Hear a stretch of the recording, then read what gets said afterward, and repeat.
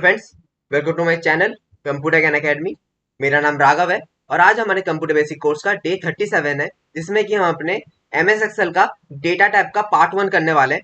क्योंकि इससे अगले दिन हमने जो हमारा फॉर्मूला टाइप किया था उसको मैंने एक वीडियो के अंदर ही कंप्लीट किया था, क्योंकि वो ज्यादा इंपॉर्टेंट था कि एक टैब के एक वीडियो के अंदर ही मैं पूरा कवर कर सकूं। ठीक है, लेकिन आज का जो वीडियो है ये काफी बड़ा होने वाला है, तो इसको मैं 2 पार्ट में कंप्लीट करूंगा। ठीक है, तो आज इसका पहला पार्ट है, दूसरा पार्ट मैं नेक्स्ट डे लाऊंगा। ठीक है, तो आज जो पहला पार्ट है इसको देखने के लिए टॉपिक पे चलते हैं। तो हम आ गए हैं अपने एमएस एक्सेल में। ठीक है, इस टॉपिक को स्टार्ट करने से पहले अगर आपने अभी तक हमारे चैनल को सब्सक्राइब नहीं किया है तो हमारे चैनल को जल्दी सब्सक्राइब कर लो और हमारे नोटिफिकेशन को ऑल पे कर दो, जिससे कि हमारे सारे न्यू वीडियोस के अपडेट सबसे पहले आपके पास पहुंच जाए। तो इस टॉपिक को बिना देर कर शुरू करते हैं।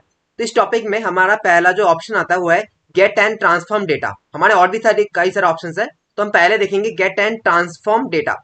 गेट एंड ट्रांसफॉर्म डेटा का मतलब क्या है? गेट मतलब अपने कहीं से लेते हो वो डेटा, फिर उसको आप ट्रांसफॉर्म करते हो किसी और तरीके में, किसी और में उसको ट्रांसफॉर्म करते हो, किसी और चीज में उसको बदलते हो। ठीक है, पहले आपने डेटा लिया, डेटा लेने के बाद उसको किसी और चीज में आपने बदल दिया। ठीक है, तो ये है। तो यहाँ पे पहला है, हम पहले देखेंगे फ्रॉम टेक्स्ट या फिर सीएसबी। ठीक है, फ्रॉम टेक्स्ट या सीएसबी हम इस पे लेके जाएंगे तो यहाँ पे इसका फुल फॉर्म दिखेगा। यहाँ पे जो सीएसबी है इसका फुल फॉर्म है कॉमा सेपरेटेड वैल्यू। ठीक है, कॉमा सेपरेटेड वैल्यू मतलब जो चीजें आपकी कॉमा में लिखी हुई है ना, उनको ये मतलब बदलेगा, कॉमा सेपरेटेड वैल्यू को ये एक टेबल में बदल देगा। ठीक है, फ्रॉम सेपरेट टेक्स्ट जैसे कि ऐसा वाला, जैसे कि मैं दिखाता हूँ मेरे पास, मैं नोटपैड में जाता हूँ, मेरे नोटपैड में एक है, ये देखो नोटपैड में जो ये वाला डेटा है ना, जैसे देखो आईडी फिर कॉमा फिर नेम फिर एज कॉमा फिर सैलरी कॉमा फिर डेट सैलरी फिर डिपार्टमेंट कॉमा, ऐसे देखो हर एक जो हमारा डेटा है ना वो हमारा कॉमा में शो हो रहा है। तो यही डेटा को यहाँ पर ये टेक्स्ट में बदल मतलब एक डेटा में एक टेबल में बदल देगा। ठीक है, तो इसको देखने के लिए मैं इसको कट कर देता हूँ। अब मैं इसमें फ्रॉम टेक्स्ट एंड सीएसवी पे जाता हूँ। जाने के बाद ये देखो हमारा जो लोकल डिस्क भी है ना, इस पे ये हमारा ये वाला है हमारा, वो वाला डॉक्यूमेंट हमारा ये वाला है। तो इसको मैं सिलेक्ट करता हूँ, फिर मैं इसे इंपोर्ट पे क्लिक कर दूंगा। ठीक है, इंपोर्ट में क्लिक करने के बाद यहाँ पे थोड़ा लोडिंग लेगा, तो देखो यहाँ पे आ गया हमारा जो हमारा डेटा कॉमा में लिखा आ रहा था ना, वो देखो अब यहाँ पे हमारा टेबल में शो हो रहा है कि नहीं?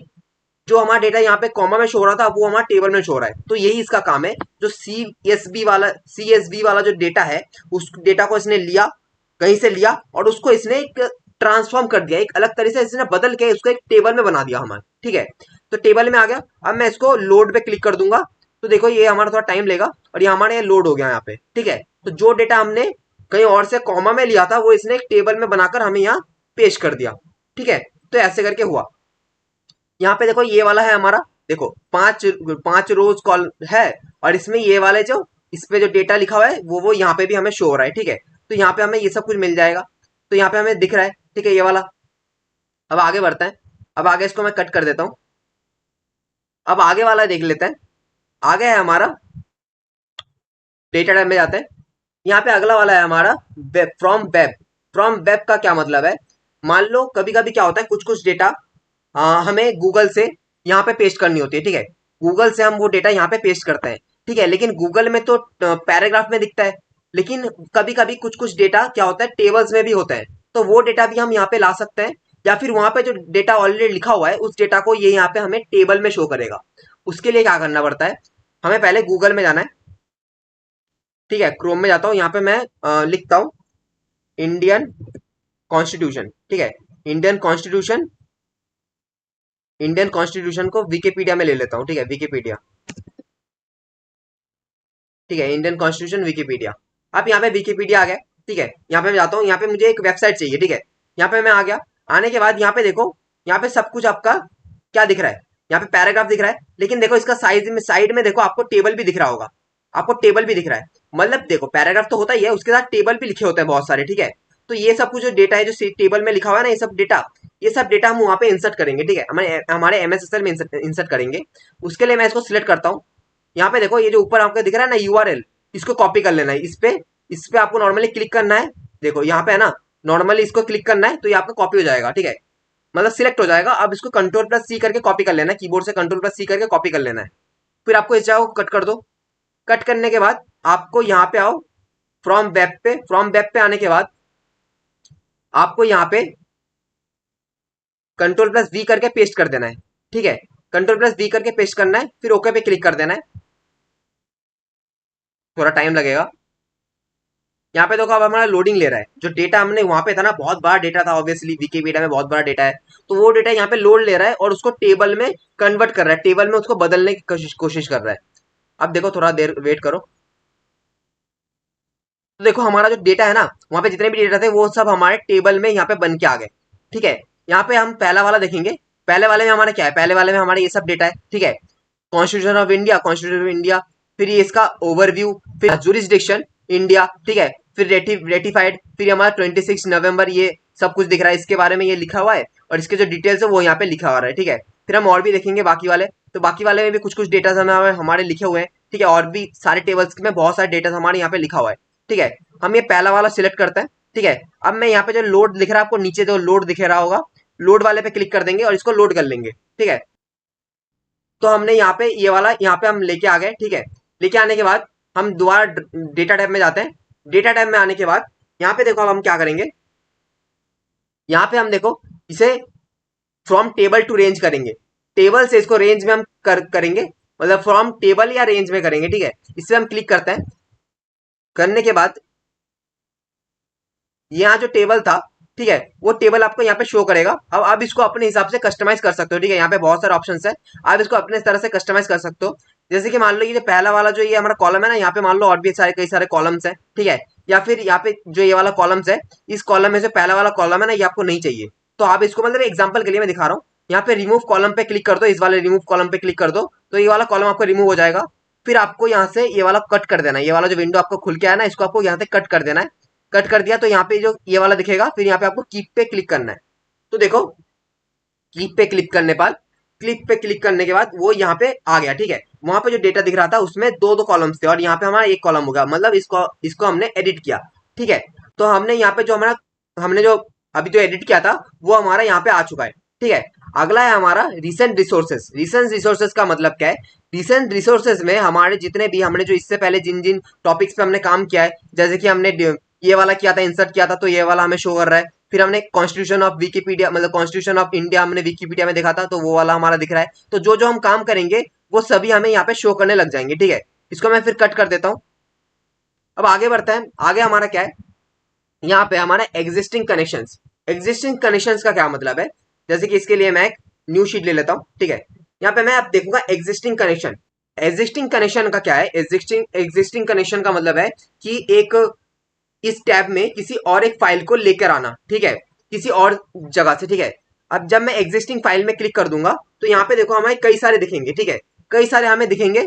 यहाँ पे देखो जो जो जिन जिन में हमें अभी तक काम किया था वो सारे यहाँ पे तो दिखेंगे ही। ठीक है, लेकिन अगर आप चाहे तो अपने फाइल से भी कोई ले सकते हैं। जैसे कि अगर मैं कहीं और से लेना चाहता हूँ, जैसे कि मेरे और भी जो फाइल्स ऑलरेडी रेडीमेड बने हुए हैं, ऑलरेडी जो हम हमारे बने हुए हैं, हमारे यहाँ पे मैं जाता हूँ MSSL में, फोल्डर में जाता हूँ। यहाँ पे देखो ऑलरेडी हमारे कई सारे बने हुए हैं। ठीक है, यहाँ पे मैं बुक 2 पे क्लिक करता हूँ।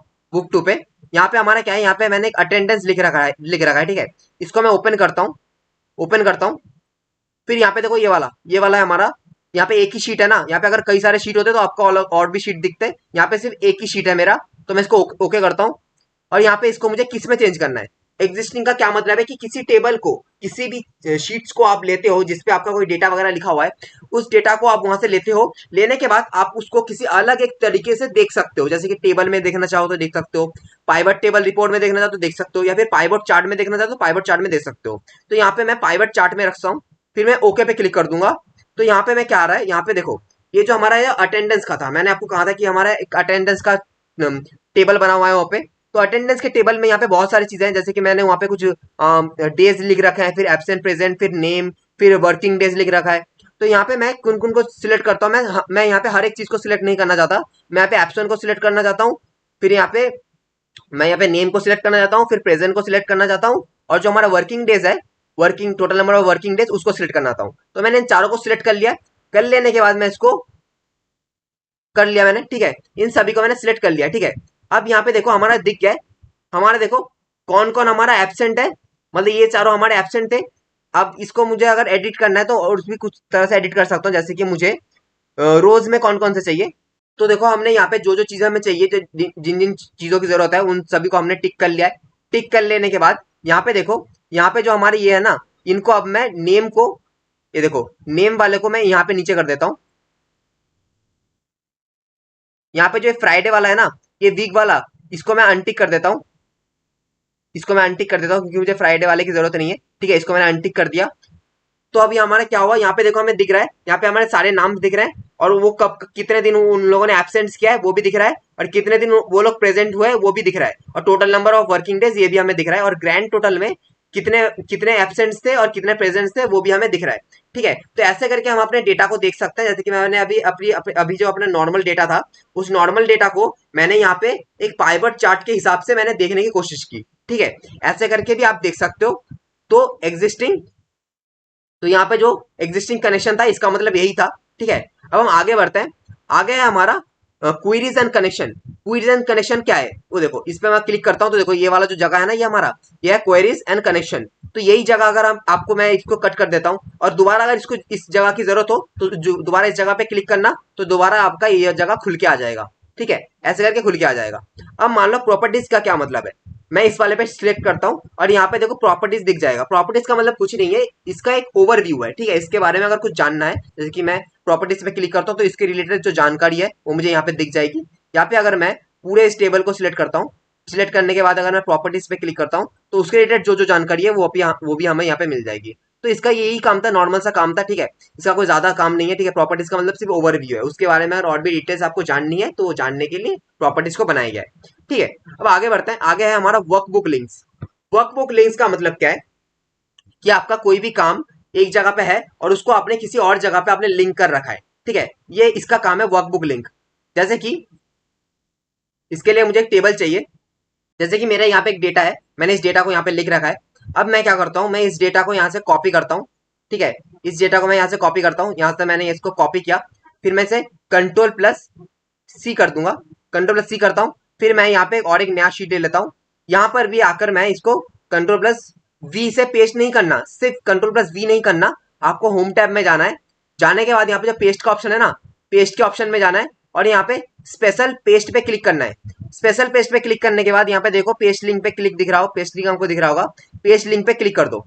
अब पेस्ट लिंक से क्लिक करने पे क्या हुआ, ये जो हमारा जो दोनों शीट है ना, ये दोनों हमारा एक साथ लिंक हो गया। ये दोनों शीट हमारा क्या हुआ, एक साथ लिंक हो गया। अब देखो अगर मैं 10 पे आता हूँ, इस वाले पे, इस वाले शीट पे आता हूँ और यहाँ पे अगर मैं इस सौरभ नाम को लिखता हूँ, ठीक है, इसको मैं लिखता हूँ, इसको मैं डिलीट कर देता हूँ। डिलीट करने के बाद यहाँ पे मैं लिखता हूँ कुछ और नाम लिख देता हूँ, जैसे कि मैं यहाँ पे अपना नाम लिख देता हूँ। ठीक है, जब मैंने यहाँ पे अपना नाम लिखा, अब मैं दूसरे वाले पे जाऊंगा और यहाँ पर भी देखो मेरा नाम आ गया। वो नाम बदल के मेरा यहाँ पर मेरा नाम आ गया। ठीक है, आसिफ के बाद मेरा नाम आ गया। अब मान लो मैं 10 वाले पे आता हूँ, यहाँ पे आने के बाद मैं यहाँ से यहाँ तक का डेटा अगर मैं डिलीट कर दूंगा ना, तो फिर अगर मैं दूसरे वाले शीट पे आता हूँ तो देखो यहाँ का डेटा भी हमारा डिलीट हो गया। तो ये क्या हुआ, एक तरह से ये दोनों जो हो गए हमारे लिंक हो गए। ठीक है, ये दोनों एक तरह से लिंक हो गए। तो यही काम था हमारा। अब डेटा में चलता है, अगला है हमारा शॉर्ट। ठीक है, तो इस शॉर्ट वाला ऑप्शन को देखने के लिए मैं इस पूरे टेबल को मैं सिलेक्ट करता हूँ। सिलेक्ट करने के बाद मैं जो शॉर्ट फिल्टर वाला ऑप्शन है ना, इस पर मैं क्लिक कर दूंगा। क्लिक करने के बाद यहाँ पे जो शॉर्ट वाला ऑप्शन है इस पर मैंने क्लिक किया। क्लिक करने के बाद मैं यहाँ पे शॉर्ट बाय पे मैं करता हूँ यहाँ पे सेल्स, सेल्स पे मैं शॉर्ट करता हूँ। फिर मैं यहाँ पे जाता हूँ, जाने के बाद इसको सेल्स वैल्यू पे रखना है हमें। ठीक है, और यहाँ पे मैं कर देता हूँ स्मॉलेस्ट टू लार्जेस्ट। यहाँ पे क्या होगा, शॉर्ट करने के लिए मैं यहाँ पे करता हूँ कि हमारा जो शॉर्ट होगा ना वो सेल्स में शॉर्ट होगा, और वो किस चीज पे शॉर्ट होगा, वैल्यूज पे। मतलब यहाँ पे जो वैल्यूज लिखे हुए हैं ना, जो हमारे नंबर से लिखे हुए हैं, उसके हिसाब से ये हमारा सेट होगा। ठीक है, और यहाँ पे क्या करना है, स्मॉलेस्ट टू लार्जेस्ट, जो छोटे नंबर होंगे उससे जो बड़े नंबर होंगे उनको हमें शॉर्ट करना है। अब मैं ओके पे क्लिक करता हूँ तो यहाँ पे देखो हमारा छोटे नंबर से बड़े नंबर तक शॉर्ट हो गया। देखो 0 से यहाँ से 20 तक हमारा शॉर्ट हुआ। अब यहाँ पे आपको शायद समझ में नहीं आएगा क्योंकि यहाँ ऑलरेडी शॉर्ट रेड है। ठीक है, मैं और एक तरह से दिखा देता हूँ। जैसे कि मैं दोबारा शॉर्ट पे जाता हूँ, जाने के बाद अगर मैं इसको सेल्स से लेकर इसको मैं नेम पे कर देता हूँ। ठीक है, नेम पे करता हूँ। नेम पे जाने के बाद मैं यहाँ पे इसको सेल वैल्यूज पे रखता हूँ और यहाँ से ए टू जेड ना करके अगर मैं जेड टू ए कर दूंगा। ए टू जेड का मतलब क्या है, जो ए नाम वाले होंगे पहले आएंगे और जो जेड नंबर वाले होंगे बाद में आएंगे। लेकिन अब मैं करता हूँ कि जेड टू ए, जो जेड वाले होंगे मतलब नीचे से आपके नाम वाले, वो पहले आएंगे और जो ए से है वो सबसे लास्ट में आएंगे। अब मैं ओके पे क्लिक करता हूँ तो देखो यहाँ पे यासिफ वाला सबसे ऊपर चला गया और अभी वाला सबसे नीचे चला गया। ठीक है, ऐसे करके आप शॉर्ट कर सकते हो। अब अगला ऑप्शन हमारा फिल्टर। फिल्टर का ऑप्शन, फिल्टर का ऑप्शन देखो, मैं फिल्टर के ऑप्शन पे मैं फिल्टर के ऑप्शन पे जैसे क्लिक करता हूँ, इसमें मैंने क्लिक किया तो देखो यहाँ पे फिल्टर का ऑप्शन लग गया। ये वाले जो छोटे छोटे आइकन है ना, ये हमारे फिल्टर के ऑप्शन है। इस पे मैं अनटिक करता हूँ तो ये हमारा हट जाएगा, दोबारा टिक करता हूँ तो आ जाएगा। अब मैं यहाँ पे देखना चाहता हूँ, मैं इस शॉर्ट स्टेट वाले पे क्लिक करता हूँ। करने के बाद मैं इन सभी को अनसिलेक्ट करता हूँ। मैंने शॉर्ट वाले ऑप्शन मैंने पहले ही बताया था आपको, होम टैब में बताया था मैंने, इंसर्ट टैब में बताया था, मैं दोबारा बताया था। यहाँ पे मैं सभी को ऑल सिलेक्ट करके यहाँ पे सभी को अनटिक कर देता हूँ। अब मैं सिर्फ दिल्ली वालों को देखना चाहता हूँ, जो दिल्ली वाले हैं सिर्फ उनका सेल्स देखना चाहता हूँ। तो मैं ओके पे क्लिक करता हूँ तो देखो सिर्फ दिल्ली वाले के सेल्स यहाँ पे शो करेंगे। दोबारा यहाँ पे जाता हूँ, जाने के बाद अगर मैं सिर्फ सिलेक्ट ऑल पे क्लिक कर दूंगा, अनसिलेक्ट कर दूंगा, फिर मैं मुंबई वालों को देखना चाहता हूँ तो मुंबई वाले पे रख के मैं ओके पे क्लिक कर दूंगा, तो यहाँ पे सिर्फ मुंबई वालों को देखेगा। अब यहाँ पे बात आती है कि देखने दिखाने की। ठीक है, ये तो मैंने देख लिया, लेकिन मैं दिखाऊंगा कैसे दूसरों को, उसमें तो दिक्कत आएगी। मान लो यहाँ पे आपके अभी छोटा टेबल है, मान लो बहुत बड़ा टेबल होता, 500 जनों का टेबल होता। ठीक है, अब 500 जनों का टेबल में से अगर आप स्टेट को अलग अलग कर दोगे ऐसे, तो यहाँ पे तो बाकी के स्टेट्स तो आपको दिख ही नहीं रहे। तो ये तो दिक्कत है, फिर आपको बाकी स्टेट्स तो दिख ही नहीं रहा, अब तो कंपेयर ही नहीं कर पाओगे कि किनके मुकाबले कितना है हमारा, कि 500 के मुकाबले हमारा कितना निकल रहा है, कि 500 का अगर इतना बड़ा है तो हमारा जो बाकी के जो निकल रहे हैं वो हमारे कितने बड़े होंगे, इतने होंगे, इतने होंगे, या इतने होंगे, कितने बड़े होंगे। तो हमें तो समझ भी नहीं आ रहा कि कितने में से हमने कितना निकाला है। तो वो समझने के लिए आपको क्या करना है, इसको मैं नॉर्मल कर देता हूँ। नॉर्मल करने के लिए आपको यहाँ पे ये जो हमारा दिख रहा है आपको शॉर्ट एंड फिल्टर पे ऊपर जो क्लियर वाला ऑप्शन है, क्लियर वाले पे क्लिक करना है तो आपके क्लियर हो जाएंगे, जो जितने फिल्टर्स लगाए थे आपने वो क्लियर हो गए। तो यहाँ पे टेबल आपका नॉर्मल हो गया। अब यहाँ आपको क्या करना है, यहाँ पे आप दो चीजें लिख लो। ठीक है, यहाँ पे आप लिखो, आप यहाँ पे देखना चाहते हो कि दिल्ली वालों का। ठीक है, ये जो टेबल आपका यहाँ पे एग्जैक्ट रहेगा, ये टेबल आपका यहाँ पे रहेगा। ठीक है, जो टेबल आपको यहाँ आपने यहाँ पे बनाया है वो टेबल तो यहाँ पे रहेगा ही, उसके साथ यहाँ पर आपको अलग से कहीं पर स्टेट दिख जाएगा जो मुंबई वाले हैं। तो वो देखने के लिए आपको यहाँ पे क्या करना है, यहाँ पे आपको रखना है, यहाँ पे लिखना है आपको स्टेट। स्टेट लिख दिया आपने, यहाँ पे स्टेट लिख दिया, और नीचे लिख दोगे आप मुंबई। मुंबई, ठीक है, स्टेट लिख दिया और मुंबई लिख दिया। अब मैं इस सेल को सिलेक्ट करता हूँ। अब यहाँ पे मैं क्या करता हूँ, एडवांस पे जाता हूँ। एडवांस लेवल पे क्या होता है, एडवांस लेवल पे वही काम होता है जो अभी मैंने बोला कि जो नॉर्मल टेबल है वो तो आपका रहेगा ही, और एडवांस से क्या होगा, जो उसका जो टेबल का जो कुछ हिस्सा है जो कि मुझे चाहिए, जो कि मुझे चाहिए वो यहाँ पे अलग से आ जाएगा हमारा। तो इसको देखने के लिए देखते हैं, एडवांस पे जाते हैं। जाने के बाद यहाँ पे हमारा रेंज तय कर लेते हैं। रेंज मतलब जो हमारा जो टेबल है उसका रेंज हम तय कर लेते हैं। तो रेंज देखो ऑलरेडी हमारा सिलेक्ट हो गया यहाँ से लेकर यहाँ तक।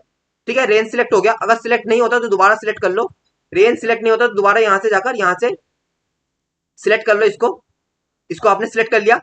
अब यहाँ पे क्राइटेरिया रेंज आपको क्या लगाना है, क्राइटेरिया रेंज आपको लगाना है कि आपको आपका क्राइटेरिया क्या है, आपको क्या चाहिए। हमें चाहिए स्टेट। ठीक है, और स्टेट में से क्या चाहिए हमें, स्टेट में से हमें चाहिए मुंबई। स्टेट में से मैंने मुंबई को सिलेक्ट किया, स्टेट और मुंबई दोनों को मैंने सिलेक्ट कर लिया। तो यहाँ पे दोनों आ गए। अब यहाँ पे मैं कॉपी टू अनदर लोकेशन पे क्लिक कर दूंगा। देखो कॉपी टू अनदर लोकेशन दिख रहा है आपको, कॉपी टू अनदर लोकेशन, इस पे मैं क्लिक करता हूँ तो देखो नीचे वाला ऑप्शन भी हमारा ऑन हो जाएगा। और यहाँ पे मैं अपना ब्लिंकिंग पॉइंट रखता हूँ। रखने के बाद मैं इस वाले सेल को सिलेक्ट करता हूँ, इस वाले सेल को जहाँ पे मुझे चाहिए अपना डेटा, जो मुझे अलग से निकालना है ना, वो डेटा मुझे जहाँ पे चाहिए उस जगह को मैं सिलेक्ट करता हूँ। करने के बाद मैं यहाँ ओके पे क्लिक कर दूंगा। तो देखो जो मुंबई का जो अलग से जो डेटा है कि मुंबई में कितनी सेल्स हुए हैं, उनका डेटा मुझे अलग से एक अलग जगह पे खुल के मिल जाएगा। क्लियर है ना आपको लोगों कि वो जो डेटा वहां पे था वो डेटा आपको अलग से यहाँ पे आपको मिल गया। ठीक है, तो हम ये जो हमारे यहाँ पे जो मैंने बताया कि ये जो यहाँ पे डेटा यहाँ से आ गया। अब मैं चाहता हूँ कि दूसरे किसी जगह का अगर मैं डेटा अलग से लिखना चाहता हूँ तो मैं क्या करूंगा, यहाँ पे मैं इसको डिलीट करूंगा और यहाँ पे मैं लिखूंगा पटना। पटना लिखता हूँ। ठीक है, अब मैं यहाँ पे आता हूँ। आने के बाद मैं यहाँ पे एडवांस सेटिंग पे जाता हूँ। जाने के बाद मैंने इसको यहाँ से कर लिया है, और ये भी मैंने यहाँ से यहाँ तक सिलेक्ट कर लिया है। इसको मैं डिलीट करता हूँ। करने के बाद मैं यहाँ से स्टेट और क्या है हमारा पटना, स्टेट और पटना मैंने सिलेक्ट कर लिया। अब यहाँ पे मैं कॉपी टू अनदर लोकेशन पे क्लिक कर दूंगा और फिर यहाँ पे मैं डिलीट कर दूंगा। डिलीट किया। करने के बाद जिस जगह को आपको लगाना है, जिस जगह पे आपका रखना है, मुझे इस जगह पे रखना है। ठीक है, अब मैं ओके पे क्लिक कर दूंगा। तो देखो जो पटना वाले हैं वो हमारे यहाँ पे आ गए। तो ऐसे क्या हुआ, हमारा निकल के आ गया ना। एडवांस सेटिंग से क्या हुआ, एडवांस फिल्टर से क्या हुआ, जो हमारा बड़े टेबल में था उसका जो डेटा जो था वो हमने छोटा छोटा करके हमने निकाल के देख लिया कि मुंबई वाला आपने यहाँ देख लिया और पटना वाला आपने यहाँ देख लिया। दिखाने के लिए अपने जो आपको व्यूअर्स हो या फिर आपका जो मैनेजर है उसको दिखाने के लिए। वैसे ये चीज किंतु ये चीज लेकिन उसमें भी होता है, वो क्या था आपका पाइवट चार्ट, पाइवट चार्ट में भी ये चीज होता है, लेकिन आप चाहे तो एडवांस फिल्टर से भी कर सकते हो। ठीक है, तो आज के वीडियो में हम इतना ही रखेंगे, क्योंकि आज के वीडियो में इतना ही रखते हैं। ठीक है, आज के वीडियो में हम ये तीनों सेक्शंस रखते हैं। ठीक है, ये group get and transform group, और ये वाला क्वेरीज एंड कनेक्शन ग्रुप, और ये शॉर्ट एंड फिल्टर ग्रुप। ठीक है। और ये डेटा टूल्स, फोरकास्ट और आउटलाइन ये हम कल करेंगे, ठीक है। तो आज की वीडियो में हम सिर्फ इतना ही रखते हैं। और हमारा देखो ये वाला जो पहला वाला ऑप्शन है ये आपका रह गया होगा, ये मैं बता देता हूँ, ये कुछ ज्यादा बड़ी बात नहीं है। गेट डेटा में जाएंगे और यहाँ पे देखो ये वाले जो चीजें है ना, ये सारी चीजें आपको यहाँ ही मिल जाएंगी। जो यहाँ पे जो चीजें हैं वो आपके यहाँ पे मिल जाएंगी, ठीक है। तो आज के लिए इतना ही। अगर आपको हमारा वीडियो अच्छा लगता है तो इस वीडियो को एक लाइक करना और हमारे चैनल को सब्सक्राइब करके नोटिफिकेशन को ऑल पे कर देना, जिससे कि हमारे सारे न्यू वीडियोस के अपडेट सबसे पहले आपके पास पहुंच जाए, ठीक है। और इस वीडियो का जो पीडीएफ है, मतलब इस वीडियो का जो मतलब नोट्स है, ये मैंने पीडीएफ बनाकर इस वीडियो के डिस्क्रिप्शन में डाल दिया है, वहां से जाकर आप डाउनलोड कर सकते हो अगर आपको जरूरत पड़ती है तो।